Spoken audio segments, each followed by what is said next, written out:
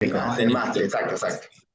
Ahí Bueno, estamos. les voy Excelente. comentando algunas cosas. De las guías nuevas, hay una guía, en realidad es un update del 2019 de lípidos. Hay una guía de hipertensión en el embarazo, hay una guía de pericarditis y miopericarditis, y hay una guía nueva de la parte de tipo neurociencias o cómo valorar a los pacientes, acercando lo que siempre hablamos de la patología cardiovascular, cuánto se emula en lo neurovascular. Así que bueno, esas son las guías nuevas que tenemos para ver. De los lípidos, ustedes saben, los europeos estratifican con el score 2 y con el score OP para los mayores de 70 años. No les voy a mostrar eso y las categorías de riesgo porque no tenía sentido.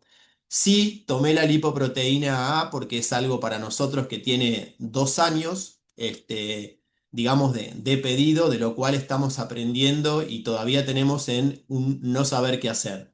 Entonces voy a tratar de establecer cuáles son los valores de corte, a qué darle importancia. Y sepan todos que estamos haciendo un trabajo con inteligencia artificial en búsqueda de aterosclerosis subclínica, en la cual la lipoproteína A está dentro de los parámetros que estamos pidiendo, además de todas las variables clínicas. El riesgo derivado de la lipoproteína A aumenta ligeramente a partir de 62 nanomoles por litro.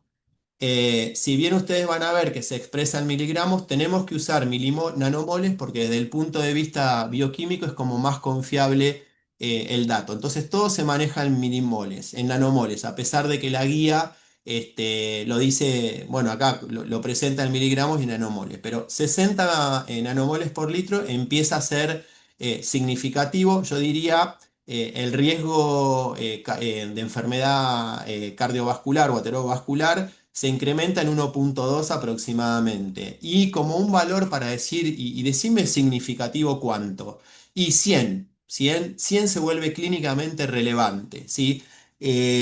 Así que bueno, tengamos en mente eso. A partir de 60, 1,5, a partir de 100 ya estamos en 2 veces más riesgo cardiovascular. Y como saben, no solamente se asocia a enfermedad vascular temprano, sino a estenosis valvular temprana o antes de los 50 años de edad, ¿sí?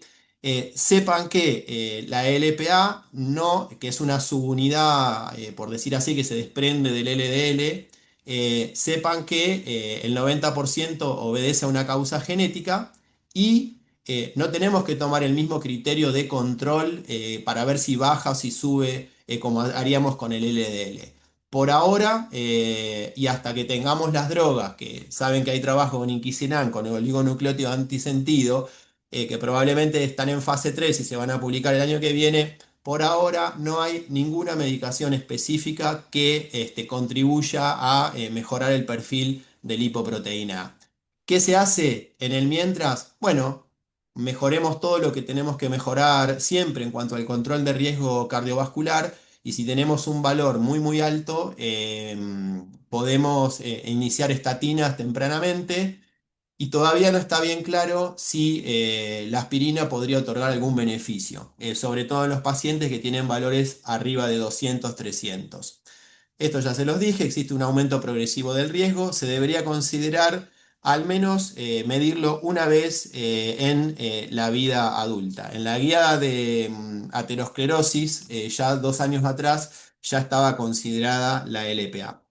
La detección es especialmente relevante en jóvenes con hipercolesterolemia familiar o enfermedad cardiovascular aterosclerótica prematura sin otros factores de riesgo identificables, o niveles elevados de LPA o en individuos con riesgo moderado que se encuentran cerca de los umbrales de decisión terapéutica con el fin de mejorar la clasificación de riesgo. Un elemento más, una herramienta más que a lo que hacemos siempre le puede poner un peso a la toma de decisiones. Ahí tienen este grafiquito que lo pueden ver en las guías, pero ven nanomoles, como les dije, a partir de 50-60, 1,2 y a partir ya de 100 se empieza a incrementar y fíjense, con 300. 2 veces más riesgo de enfermedad cardiovascular. La guía lo puso acá como una recomendación 2A, valores por arriba de 100 nanomoles por litro debería ser considerado en adultos como un factor que, Nancy, es que incrementa el riesgo cardiovascular asociado con otros factores, ¿no? Que es lo que les acabo de decir.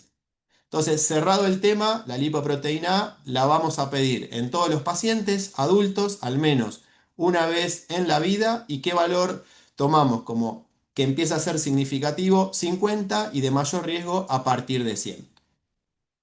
Esto simplemente lo pongo acá como recordatorio en esta, es que es para que ustedes sepan que está esto, que está muy lindo, que es cuál es la potencia que tiene cada una de las estatinas y del el arsenal terapéutico que tenemos. Y como concepto general, esta guía o este update de guía del 2025 al 2019 lo que hace es resaltar el valor de las asociaciones, sea de el uso del ezetimibe asociado a las estatinas o ezetimibe con ácido bempedónico o con inhibidores de la PCSK9. El tema de alcanzar las metas, y bueno, van a ver en el gráfico cuando hace la caracterización de riesgo, van a poder ver bien a qué meta debemos llegar. Como concepto general, se recomienda añadir terapias no basadas en estatinas con beneficios cardiovasculares comprobados como ezetimibe o un anticuerpo monoclonal o ácido bempedónico, ya sea de forma individual o en combinación para reducir el colesterol, si no se alcanzan los niveles objetivos de valor de LDL. Con lo cual, como ya sabemos, tenemos un espectro de drogas para poder asociar y utilizar. En eso, en los últimos 2 años diría que estoy siendo bastante autocrítico con el cumplimiento de las metas, ¿no? Que 78 no es lo mismo que 70 y si dice 50 no es lo mismo que 67 porque los pacientes siguen haciendo eventos cardiovasculares a pesar de que se hacen controles. Esto lo pueden leer, voy a resumir acá nada más las de clase 1, que es lo que le acabo de decir. Terapia con no estatínicos, ya tienen beneficio cardiovascular. Tenemos también que como monodroga, a pesar del estudio, más allá del estudio IMPROVE-IT, como monodroga hoy el ezetimibe está aceptado como monoterapia para reducir el riesgo cardiovascular. Eh, Clase 1, el ácido bempedónico está recomendado en pacientes los cuales no son suitable, digamos, para usar terapia con estatina para lograr el objetivo de LDL. Así que son todas drogas que ya conocemos, pero que se refuerza más que nada el concepto.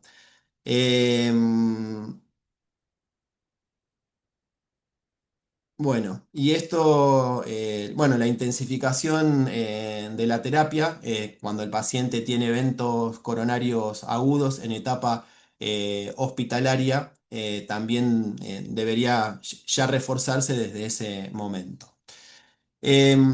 Hace una mención especial esta guía a estatinas y HIV, ¿sí? A través de este estudio que es el REPRIV multicéntrico, doble ciego controlado, 7.700 pacientes en prevención primaria, fíjense, entre 40 y 75 años con riesgo bajo a moderado de enfermedad cardiovascular aterosclerótica y en tratamiento antirretroviral, la pitavastatina una vez al día o placebo. El criterio de evaluación principal fue un combinado de muerte cardiovascular, infarto, hospitalización, angina y accidente cerebrovascular, ataque isquémico transitorio y arteriopatía periférica. El ensayo se interrumpió de forma anticipada por eficacia después de un seguimiento mediano de 5 años y mostró una reducción del 35% en la incidencia de MACE con el uso de la pitavastatina en dosis de 4 miligramos. Por lo cual, esta guía y no la anterior hace hincapié en la utilización en todo paciente mayor de 40 años de edad y que está recibiendo retrovirales por HIV de iniciar tempranamente estatinas, ¿sí? Dice, irrespective of estimated cardiovascular risk LDL o para la reducción de eventos cardiovasculares, bueno, y que debería basarse en la estratificación de riesgo y la potencia de la droga, ¿sí? Esto es nuevo, no estaba en la guía anterior. Me parece de bastante valor porque todos tenemos pacientes que son, digamos, algunos deben tener pacientes con HIV que están muy bien con los retrovirales. Bueno, acá la guía entonces soporta el inicio de las estatinas. Por otro lado, a ver si puedo avanzar. Acá está. Estatinas y cáncer, no hay nuevo, simplemente yo creo que reforzó lo que había puesto la guía anterior. Está como clase 2A en los pacientes que tienen cardiotoxicidad. Eso es un tema que después otro día se puede discutir.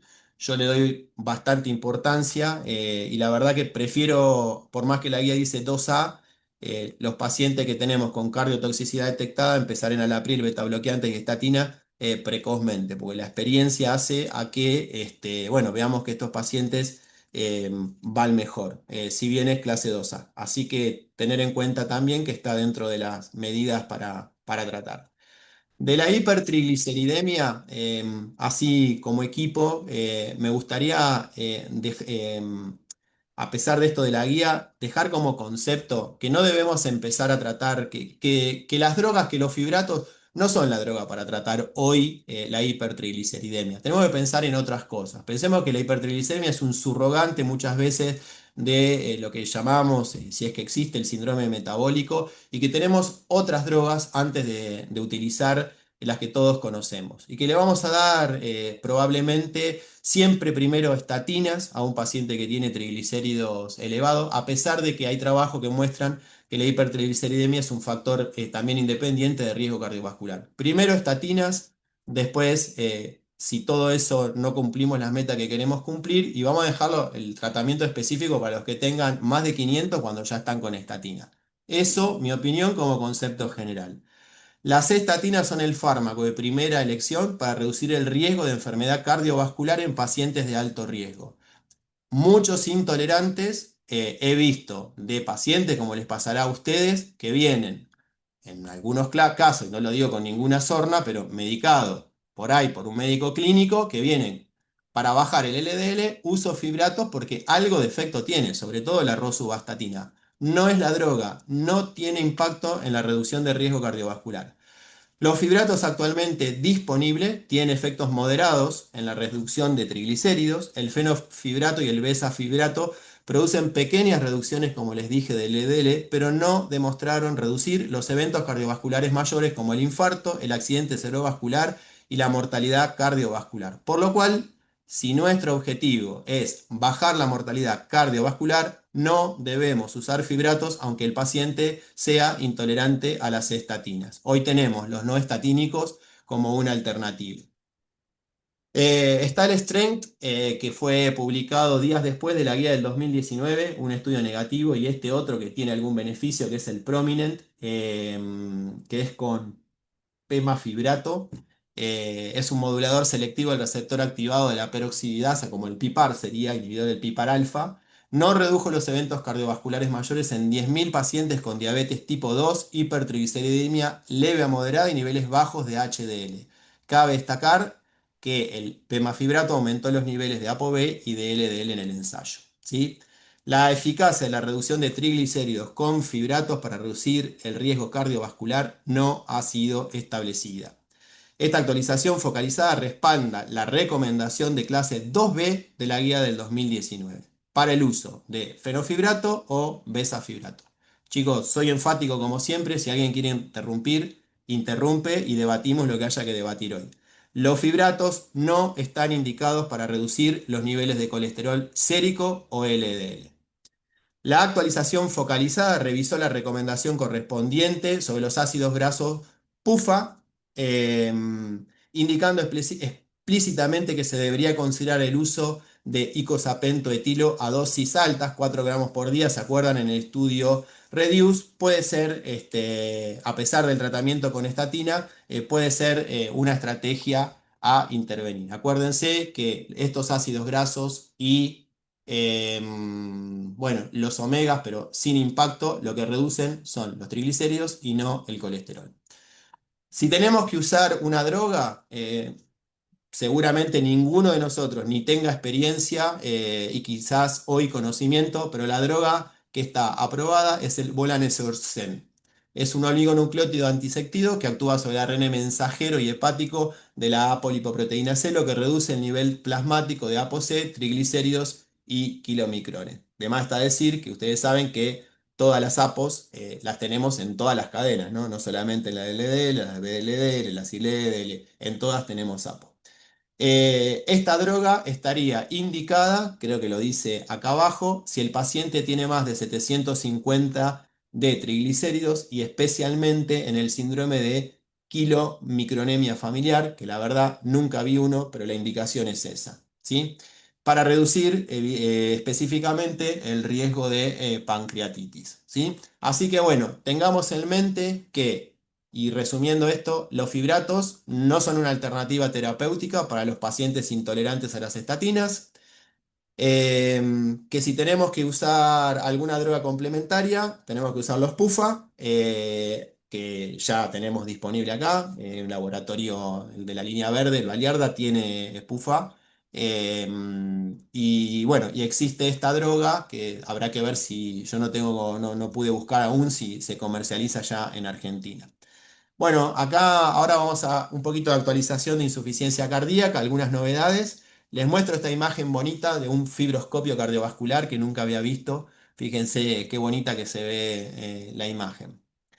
Bueno, pasamos con insuficiencia cardíaca. Este trabajo sí que me llamó la atención porque me llevó a la residencia 25 años atrás.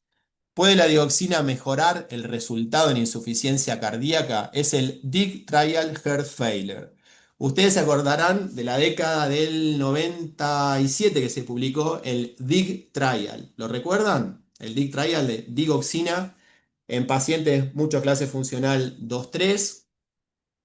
Ahí estábamos empezando a usar los beta bloqueantes en la insuficiencia cardíaca. Yo me acuerdo haber hecho un estudio con inotrópicos en insuficiencia cardíaca que lo publiqué como ausencia de beneficio, pero en esa época estaba el concepto de la terapia de pulsos y el uso del inotropismo en pacientes con insuficiencia cardíaca avanzada. El viejo estudio DIG era con pacientes de fracción de eyección peri 40%, ¿sí? Y ese estudio demostró incrementar la mortalidad cardiovascular, pero tenía, yo recuerdo el subestudio, y me acuerdo de esa época, los niveles de digoxinemia en sangre estaban cercanos a 2 y había un alto porcentaje de pacientes con cardiopatía isquémica. Por lo cual, aparecidos los beta bloqueantes, la dioxina se dejó de utilizar y 25 años después, como nos tiene acostumbrado la medicina, aparece este trabajo con pacientes con insuficiencia cardíaca clase funcional 2, menor al 30% de fracción de eyección, clase funcional 3-4 también, digoxina versus placebo en 1.212 pacientes con una media edad de 60 años, de los cuales el 20% eran mujeres. La curiosidad acá es que se usaron dosis bajas y en un intention to treat análisis de empezar progresivamente con dosis muy bajas de 0,07 miligramos para alcanzar 8 a 18 nanogramos por decilitro. Fíjense que el 70% de los pacientes estaban en clase funcional 3, bueno, acá es 4, no 6, y el endpoint es mortalidad por cualquier causa. Les puse acá las características basales para ver que estos pacientes había un alto porcentaje que estaban recibiendo beta bloqueante, el 90%, inhibidores sacubitrilo, valsartán, fíjense también, mineralocorticoides el 70%, o sea que estaban bien tratados y venimos adicionalmente a volver a utilizar digoxina en dosis bajas. Y el trabajo dio positivo, si bien tiene una intención, está el running del el intention de tratar, de ir acomodando la dosis, etcétera, etcétera, pero el resultado dio positivo a la digoxina para reducir la mortalidad total y las internaciones por insuficiencia cardíaca, aún en pacientes tratados. Como esto es un update, sigo de largo, pero va a dar para leer el trabajo. Ténganlo hoy en la cabeza, que volvió la dioxina, y para leer en detalle el trabajo que está publicado en el New England, creo que el mismo día que apareció. Pero como concepto, en este grupo de pacientes, la dioxina reduce la mortalidad total y las internaciones aún en pacientes tratados. Yo me acuerdo que, y les puedo decir específicamente, en este trabajo, los pacientes que obtuvieron mayor beneficio es el grupo que está con frecuencia cardíaca mayor de 90 y que está recibiendo beta bloqueantes. Entonces, bueno, yo creo que me quedé con esta idea de ser un pecado, bueno, hoy no es tan pecado y que quizás podamos, bueno, utilizarlo selectivamente sin incurrir en un incremento de la mortalidad. Lean el trabajo y después lo discutimos. Víctor y Victoria, dos trabajos que Vericiguat en pacientes con insuficiencia cardíaca. En el Víctor, y fui a la discusión del Víctor Victoria, el Víctor recuerdan el trabajo Victoria, paciente con insuficiencia cardíaca más que nada avanzada, en clase funcional 3-4, el uso de Vericiguat, que eran dosis de 2,5 cada dosis, hasta 10 miligramos. Eh, un trabajo que se publicó ya hace varios años, y este es el Víctor para pacientes que están, y perdonen, en el Victoria estaban inestables los pacientes, habían recibido diuréticos previamente. Estos pacientes en el Víctor son pacientes estables para valorar el efecto del Vericiguat sin empeoramiento reciente.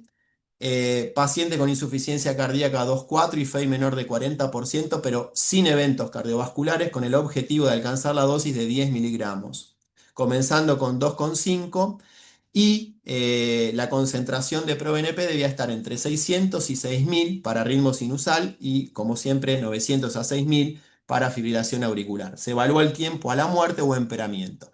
El Víctor dio negativo, ¿sí? Son 10.000 pacientes, voy a resumirlo así. El primario era mortalidad y reducción de internación por insuficiencia cardíaca, pero no dio, ¿sí? El Vericiguat no logró reducir de forma significativa el riesgo compuesto de muerte cardiovascular u hospitalización en pacientes ambulatorios estables con FEBI reducida, ¿sí? Sin embargo, se observó una reducción significativa en la mortalidad cardiovascular y por todas las causas, y estos resultados justificaron investigaciones adicionales para confirmar el beneficio clínico en esta población. ¿Qué impacto tiene haber publicado esto? Que puede ofrecer un beneficio en términos de reducción de mortalidad en pacientes estables, pero no en reducción de internación o hospitalización por insuficiencia cardíaca. Esto me pareció importante. Víctor representa uno de los ensayos con mayor proporción de pacientes tratados con glifosinas y con inhibidores de la neprinesina, aportando evidencia valiosa sobre el efecto incremental del Vericiguat en pacientes tratados de forma óptima. Y sí fui a la discusión del Víctor Victoria, que hubo bastante exaltación. Después también hay que leer la letra chica, porque la conclusión es que después de esta discusión del Víctor Victoria, tenemos como otro aval más, si hay 4 fantásticos, de poner un quinto fantástico, que sería el Vericiguat. Eh, el objetivo del Víctor Victoria fue comparar o sumaron los dos trabajos, evaluar el efecto del Vericiguat en Víctor y Victoria. Acuérdense, Víctor pacientes estables, Victoria pacientes con IC más avanzada, con uso de diuréticos, etcétera. Combinando los dos trials, 11.000 pacientes, 5.000 del Victoria y 6.000 del Víctor, 68 años de edad, fracción de eyección menor del 30%, con ProBNP alto, y en el Victoria reclutó pacientes con empeoramiento reciente, como les dije, uso ambulatorio de diuréticos, etc. Vamos a avanzar un cachitito. Los pacientes fueron asignados uno a uno a Vericiguat. Empezamos con 2,55 para finalizar en 10, condicionado obviamente por la presión arterial. Y la duración del seguimiento para el desenlace primario fue de 10 meses en el Victoria y de 18 meses en el Víctor.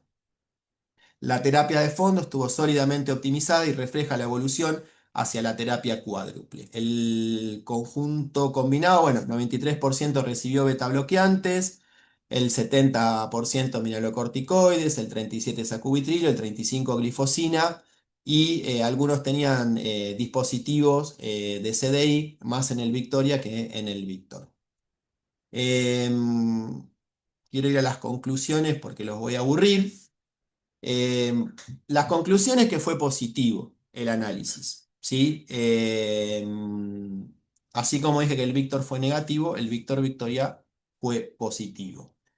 Los resultados de este trabajo muestran que el vericiguat aporta una reducción moderada y consistente del riesgo de muerte cardiovascular y de hospitalización por insuficiencia cardíaca en pacientes con fracción de eyección reducida, incluyendo a quienes ya reciben terapias de base contemporáneas como beta bloqueantes, agonistas mineralocorticoides, sacubitril o valsartán e inhibidores de la GLT2. El beneficio se observó de forma temprana y se mantuvo en el seguimiento. La ausencia de heterogeneidad significativa entre poblaciones con perfiles de riesgo diferentes respalda la aplicación amplia. ¿Qué implicancias clínicas tiene? Población con mayor beneficio potencial, los que tienen BNP menor de 6.000, concentran la mayor reducción relativa y absoluta de eventos. Bueno, porque los que tienen más de 6.000 probablemente se mueran, estén demasiado avanzados y por eso tengan mayor mortalidad, pienso yo. El contexto clínico, en perfiles de riesgo alto con empeoramiento reciente, el vericiguat contribuye especialmente a reducir hospitalizaciones. En pacientes ambulatorios estables, el efecto sobre muerte cardiovascular gana relevancia a lo largo de la evolución, 18 meses. Titulación sencilla, hasta 10 miligramos, sin necesidad de monitoreo de laboratorio específico, con vigilancia de la presión y la hemoglobina. Valor incremental, beneficio añadido sobre la terapia guiada por guías, con reducción de eventos compuestos, hospitalizaciones y mortalidad por todas las causas. ¿Qué les pareció? Acá hago una pequeña pausa para no seguir hablando y a 1000 por hora, pero en la discusión, y por ahí Mili, vos que estás muy al tanto con la IC, si querés meter un bocado, en la discusión quedó como que además de la terapia específica, había como, si bien estaban los presentadores y los diseñadores del trabajo, como un gran entusiasmo con haber encontrado estos resultados.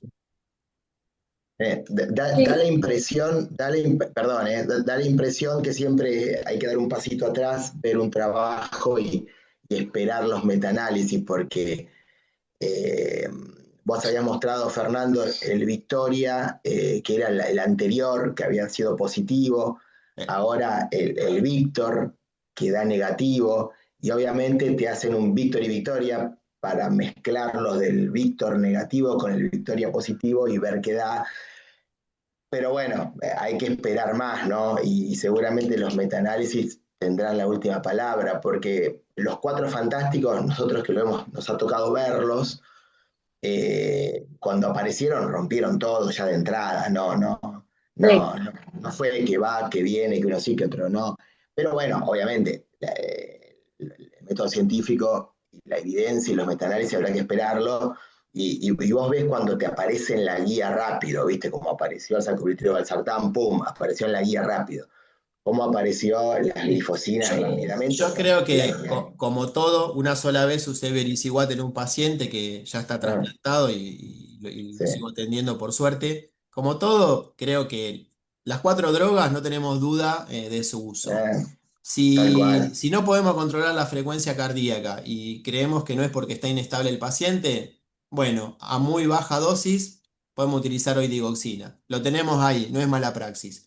Y Tal podemos cual. considerar en los que no los podemos compensar. Bueno, el uso de esta droga, tenemos un aval para hacerlo, ¿no? Sin Sí. mandarnos de Sí, cabeza. Así como tal dijo, cual. qué sé yo, que Yo ponemos los cuatro fantásticos de golpe, hasta ahora nunca pude Sí, hacerlo. sí. Qué sé yo. hasta No, ahora ya está, dejaría reservada el Worsening Heart Failure, que es lo que decís vos del estadio ya avanzado, y sí, esperar un poquito más para generalizarlo, pero yo lo hablé con gente, bueno, no ahora que salió el Victor Victoria, pero sí en su momento el Victoria, y la verdad que tenía muy poco uso, porque bueno, son pacientes muy de escasa población, y por eso tenés que juntar bastante para, sé que no eran muchos a lo que es para un estudio. Por ahí está bueno lo que dice Jorge, sí, esperar metaanálisis y en esto dejarlo reservado con el paciente ya está en estadio que ya se reinternó y se reinterna y tiene descompensaciones dentro de los 3 meses, ahí en esos pacientes, por ahí pensarlo. tal Seguramente cual. ese, como decís, Mili, ya va a estar en una selección y seguramente ya lo derivamos para hacer una valoración pretrasplante. Pero bueno, sepamos Tal cual. que que está y tal que cual. fue Sí, sí, lo dejarían dañosos esto, viste que los eh, de la edad de promedio eran 68, pero 68. hasta, Tal cual. Ah, sí, pero hasta bueno, 70 y Fer, pico, ¿no? Muy bueno. una cosita, Fer, en el Digit HF es digitoxina, sí, que es más vieja, pero va, me parece que uno sí, sí. podría hacer la equivalencia con digoxina, porque digitoxina creo que no existe, no existió Yo la nunca acá. hice, yo la hice, pero sí, fue digitoxina. Es Eh, digitoxina, pero bueno, me parece que avalados en el DIG de principios de los 2000 más me parece que es un elemento como no. para poder usarlo, ¿no? Eh, Sí. Hago un parcito más porque claramente no van a entrar todos hoy, pero si no hacemos una fuera del Ateneo otro día o les paso las diapos.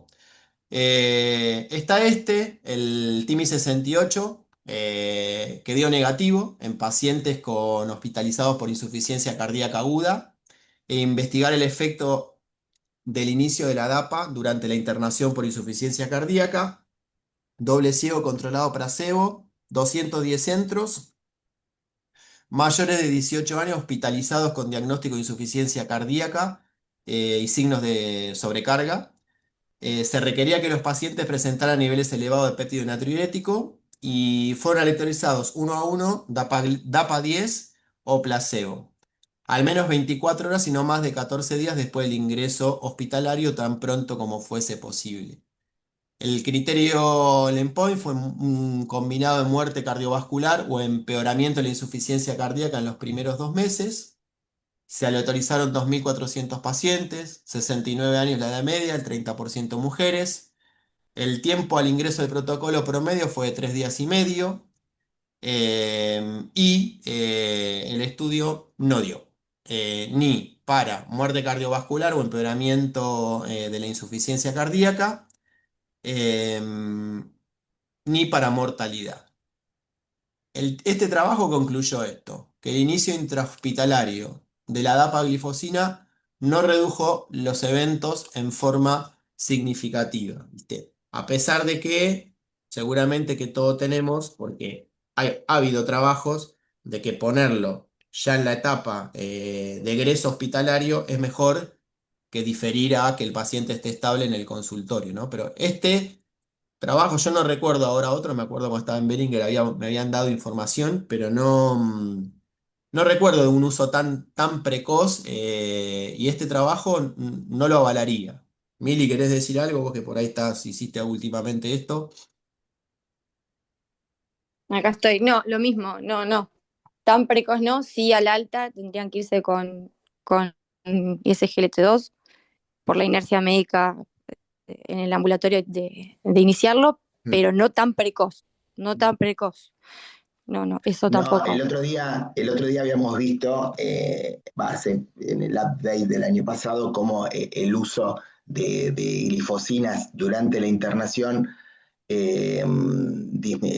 aceleraba, acortaba los días de internación y aceleraba la descongestión, faltaba el aval con la mortalidad, que ese aval estaba amparado en los estudios de mortalidad de la insuficiencia cardíaca crónica, ¿no? Con lo cual, y este estudio muestra que no disminuye, tampoco que la empeora, viste que a veces el estudio te da, es peor, acá no la disminuye, tampoco la empeora, con lo cual me parece que la inercia debería ir para el lado de tratar de darlo la internación, porque lo va a descongestionar rápido, nos falta el no mortalidad, pero mal no Sí, le vas a hacer pero y no en bueno, agudo, agudo, digamos, vos pues no sí al no el día alta, ya uno, con el, no, exacto, ya se exacto, tendría que ir, exacto, sí.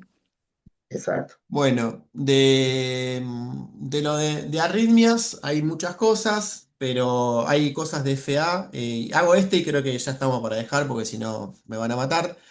Eh, este fue una curiosidad del Congreso de evaluar el aumento del potasio plasmático disminuye el riesgo de arritmias ventriculares. Está este trabajo, POSCAT, y se vio que elevar el potasio a 4,5 milimoles por litro mejora los resultados, ¿sí?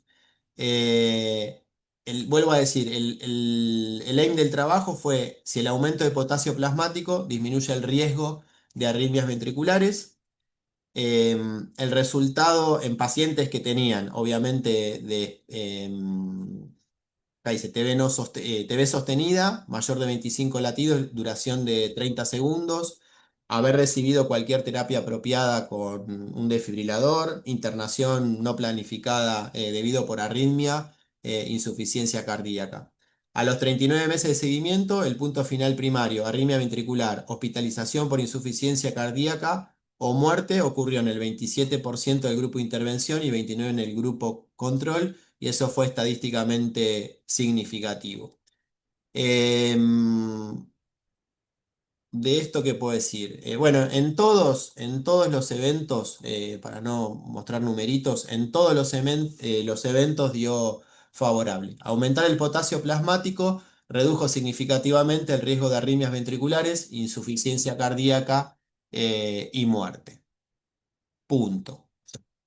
Este trabajo, no mucho más que comentar, qué sé yo, hay que optimizar el potasio, algo que ya sabemos, pero parece que siempre nos preocupa tanto que esté en el rango superior, arriba de 4,5. Bueno, en este trabajo que eran 210 lugares, claramente quedó demostrado que es mejor. Este trabajo, y les digo así, este trabajo que dio negativo, pero me quedé con esta idea. Yo creo que va a pasar esto. Yo creo que en la próxima guía se van a redefinir las indicaciones de CDI en prevención primaria.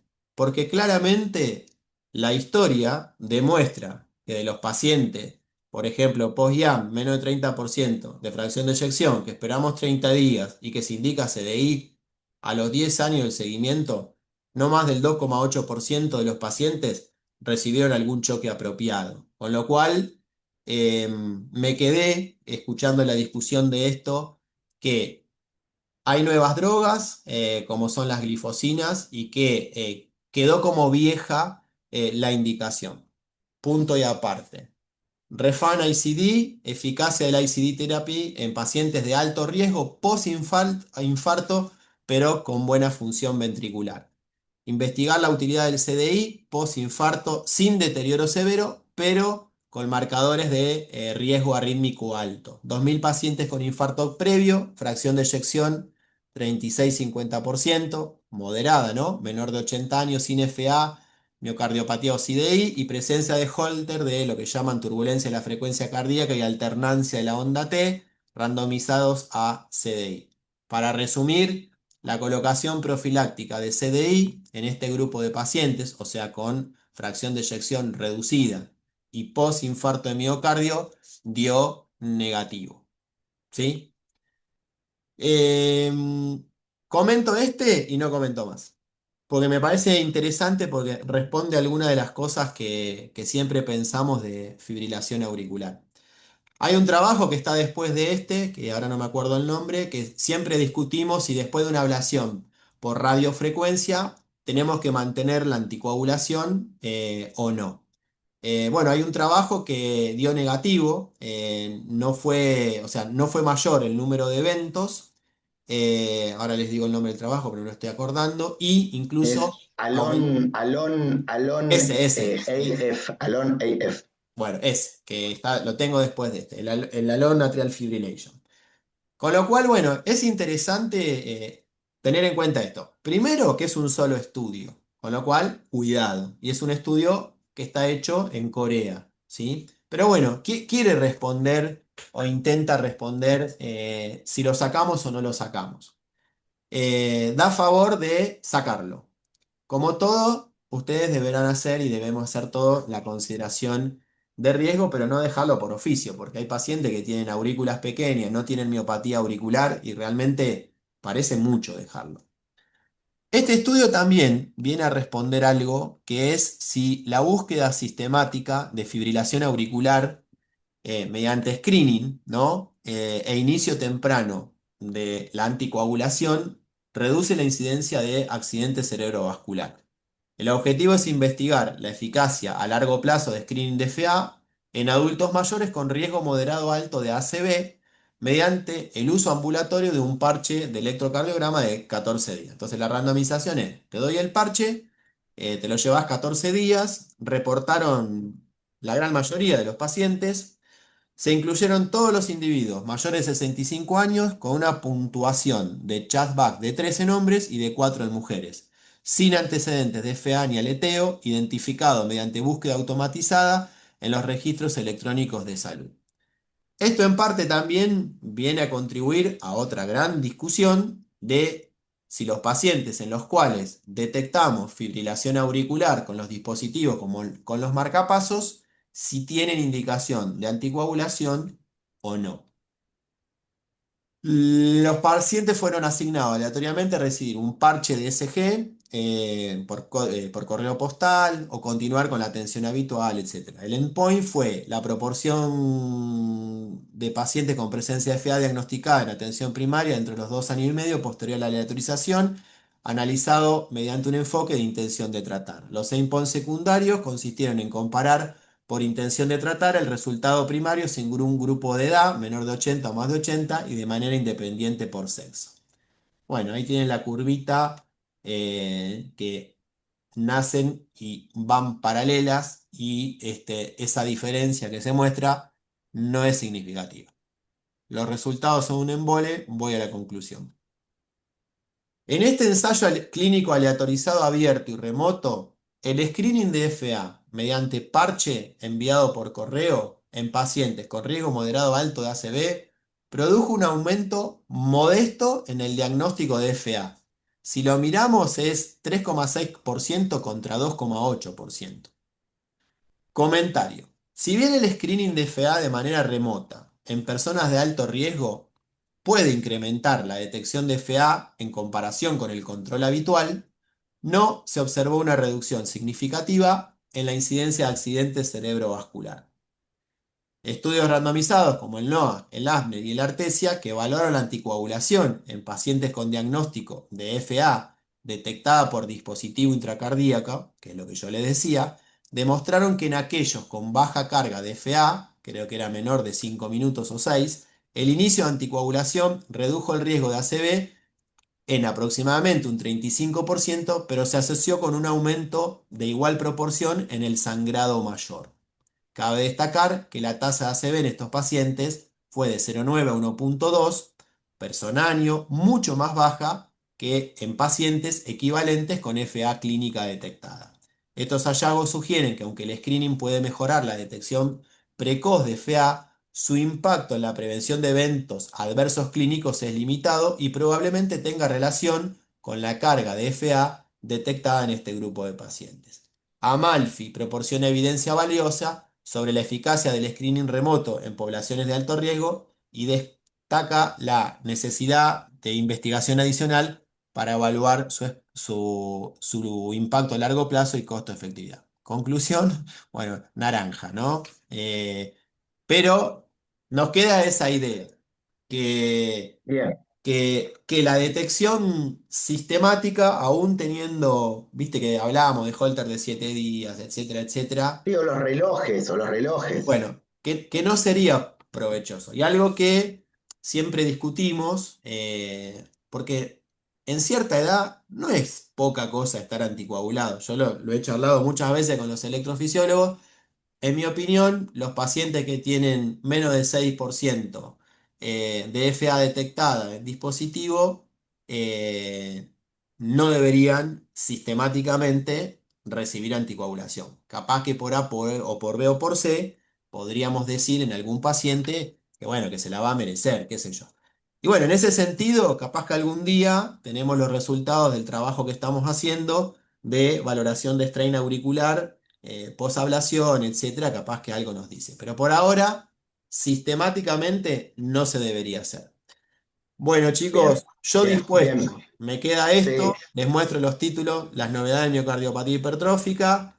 Hay tres trabajos de uso de beta bloqueantes en infarto. Viste que uno dice, che, tuvo un infarto. ¿Hasta cuándo le dejamos los beta bloqueantes? mm, ¿Lo dejamos de por vida? ¿No se lo dejamos de por vida? Bueno, ahí están los trabajos estos, el Rebot, y hay otro par más que bien. yo no me acuerdo el nombre.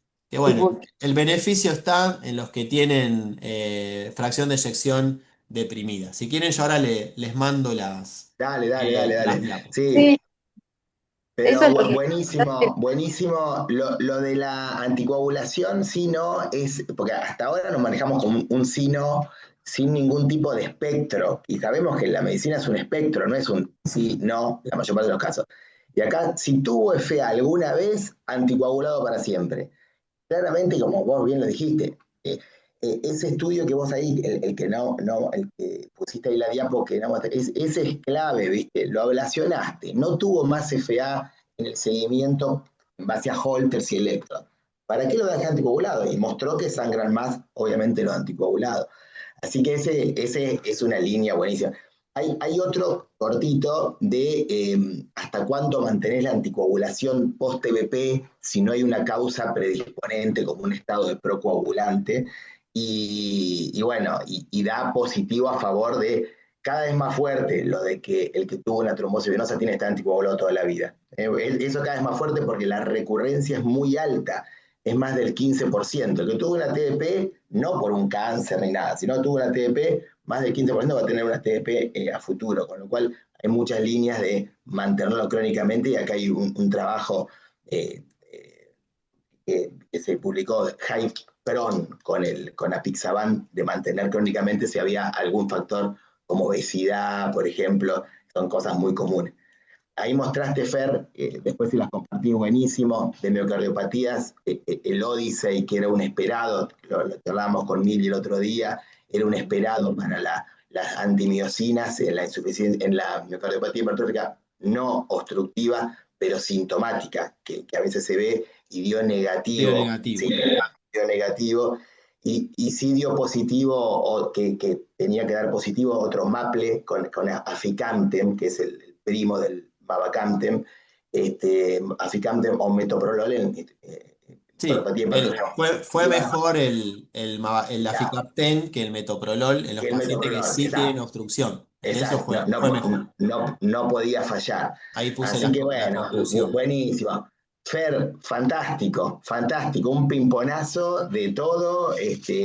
Así que bueno, para el que no ha podido ir, se queda contento porque hiciste un ping-pong en media hora de todo. Así que fantástico, Si fantástico. Alicia Buenísimo. entendió, nos quedamos tranquilos que en cualquier problema empieza a hacer ecocardio. Sí, y ya me parece que está, ¿eh? Ya Yo creo que ya está. pidió consultorio ya. Yo creo que ya está habilitada, habilitada. Te Pero pasaste, Fer, excelente. alguien que no es de la especialidad entendió, significa que fuiste muy, muy claro, Fernando.